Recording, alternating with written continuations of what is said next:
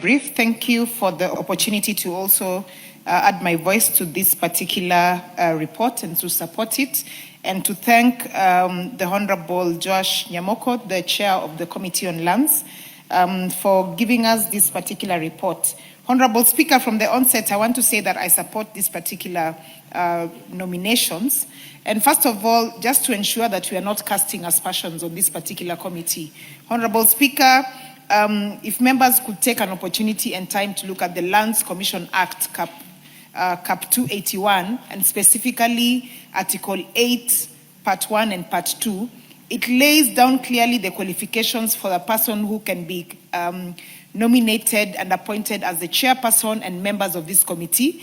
And I just want to inform the House that this committee, having looked at their report, did take into consideration the requirements of that particular act.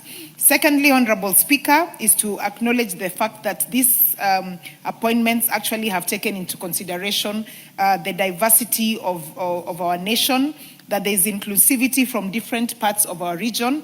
And Honorable Speaker, yesterday when we were being given a report of the 10-point agenda, I remember one of the things that our ODM party leader, Dr. Oburu Oginga, mentioned was that some of these issues, like for example, point number 2, which speaks about inclusivity in public life, is a continuous exercise. It is not something that has an expiry time. So us ensuring that all the appointments that come through this House adhere to the fact that they are fair and there is equal distribution across the country is very important. Secondly is on point number 5 that talks about leadership and integrity, that ensuring that the appointees are actually people who have good integrity and that have had experience in the leadership space.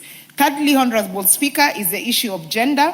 Also to acknowledge the fact that this particular nomination list actually adheres to the gender qualification. And therefore, Honorable Speaker, I just want to wish the nominees the very best and to tell them to ensure that the land issues that we have in this country are extremely sensitive, extremely urgent, and they need a lot of work. So we want to tell them that as soon as they are officially sworn into office, that they wear their working boots and get straight to work. With those few remarks, I do support and I submit. I thank you.